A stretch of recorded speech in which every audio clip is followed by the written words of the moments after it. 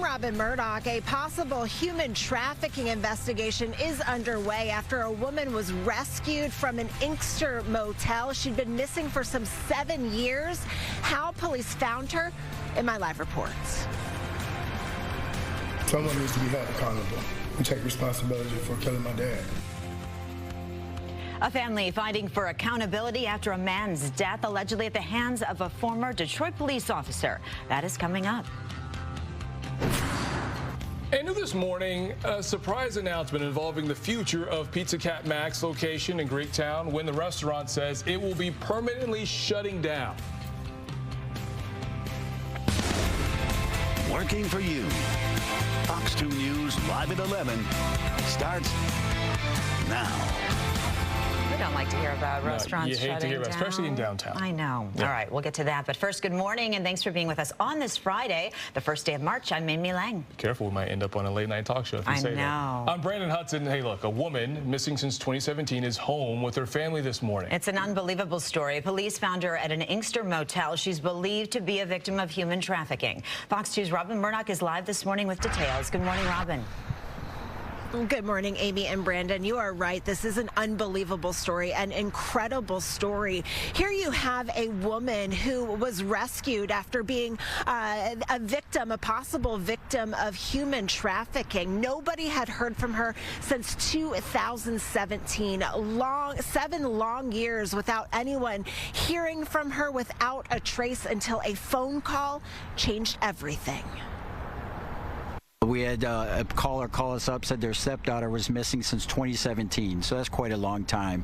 Got a phone call from just out of the blue, said she was being held in a hotel room in the city of Inkster. The owner of the Evergreen Motel in Michigan sharing this video of the victim with us moments after she was rescued by police, some 7 years after she first went missing. A single phone call made to the woman's stepmother, making the split-up family whole again and possibly uncovering a human trafficking situation.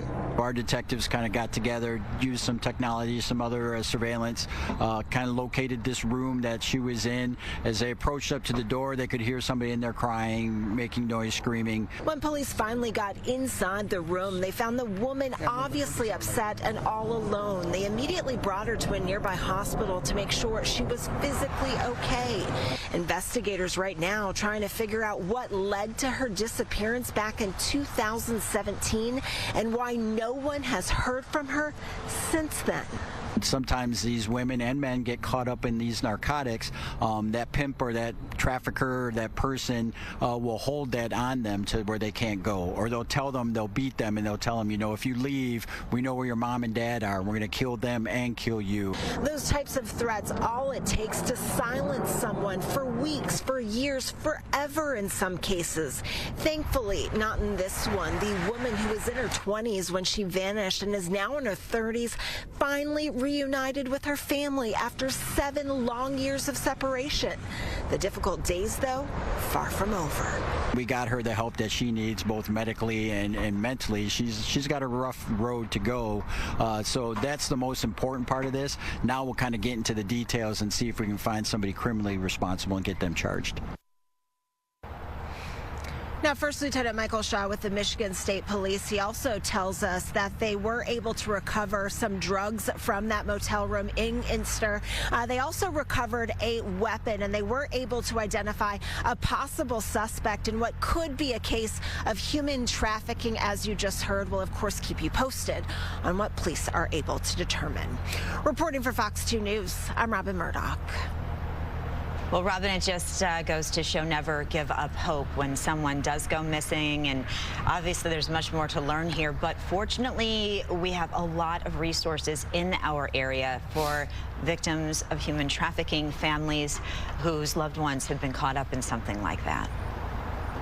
Yeah, and that was one of the first things that investigators did, Amy, was after they made sure that this woman was physically okay and got her to the hospital, they were able to give her a number of resources that will help her get through, you know, the days, the weeks, the months ahead, because this is going to be a very difficult time for her, very emotional after what she has endured over the last 7 years. So certainly those resources are available to her. Resources are available to many people people out here who may be, encountering something similar to this. Back to you, Amy. All right. We certainly wish them all the best of luck. Thank you so much, Robin Murdoch. As always, we appreciate you.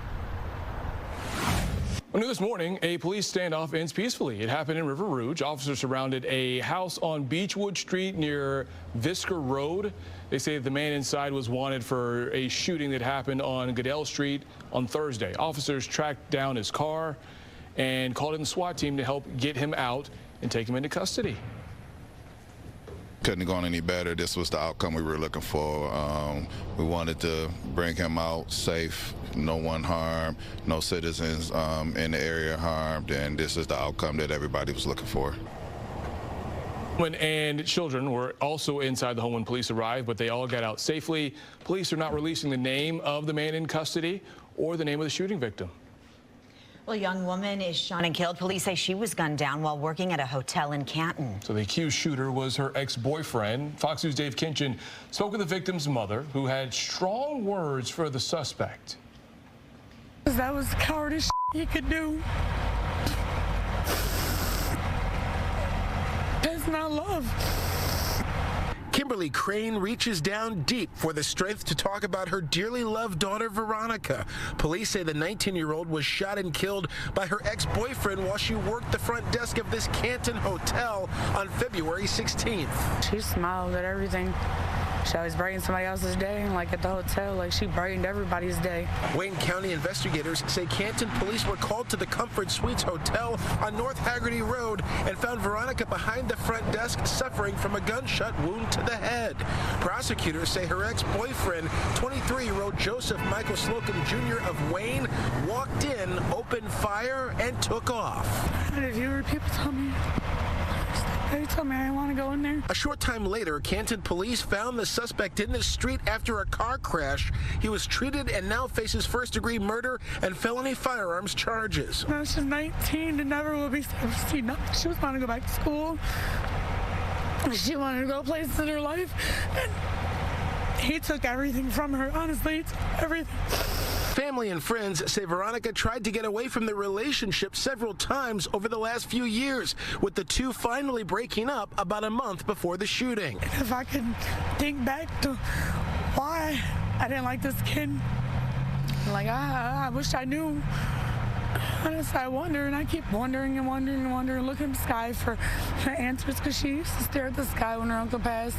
And I'm hoping she reaches out to me and tells me just so many answers crawling through my head. Veronica's mother says she hopes nothing like this ever happens to anyone else trying to escape an abusive relationship. I just hope to get justice, and I hope if he ever gets out, like he ain't gonna get justice. And I know God's got my babies. I know she's up there with my dad. I know she's up there with her uncle. Your heart breaks for that family. Developing this morning, police in Detroit asking for help to find a man wanted for murder there, and they know who they're looking for. Take a look. This is 21-year-old Desmond Drake. Back in December, police say he shot two men in Midtown, and one of them died. The shooting taking place after an argument in an apartment. If you have seen Drake, that's a pretty good picture of him right there. Please call police or Crime Stoppers. Do not approach him. Well, the family of a man who died after an altercation with Detroit police is still seeking justice. And now they're turning to the courts, slapping the city of Detroit with a $50 million lawsuit. He loved his family. He had a large family. Andre Vance describing his dad, Daryl Vance, a 70-year-old retired welder, cancer survivor, and grandfather who loved to bowl. But he was real cool. We missed him a lot. We missed him a whole lot. Vance was at the bowling alley, Garden Bowl, in Detroit on September 1st, 2023, having a drink when he was allegedly being disorderly, and police were called. Security footage shows an apparent argument. Then Detroit police officer Juwan Brown punches Vance in the head. Vance crashes to the ground, hitting his head on the pavement. His nephew, Nathaniel Banks, got a call from the hospital. The doctor was telling me that he had was in the hospital hurt, and a cop hit him. They left him there on the ground without giving him CPR. The cop hit him and he fell and he didn't do nothing for 20 minutes. That's a long time to be without not breathing.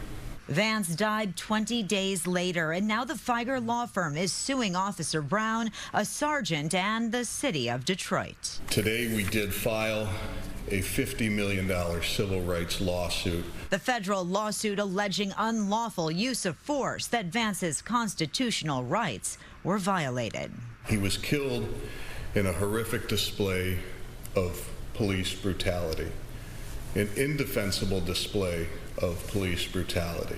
The Wayne County prosecutor agreed, charging Brown late last year with manslaughter. The city not talking about this $50 million lawsuit, saying they don't comment on pending litigation. As for the criminal case, those criminal charges against the former officer, well, they were dismissed, and now the prosecutor's office has filed an appeal. As for Brown, he was fired from the Detroit Police Department and has appealed his termination to arbitration. So much in this case far from over. Our intent and our goal is to get to a jury trial as fast as possible. I don't think the issues are complicated. They're very simple, and it's a 100% clear excessive force case. One of the clearest cases I've seen in the near 25 years that I've been here at the Fieger firm.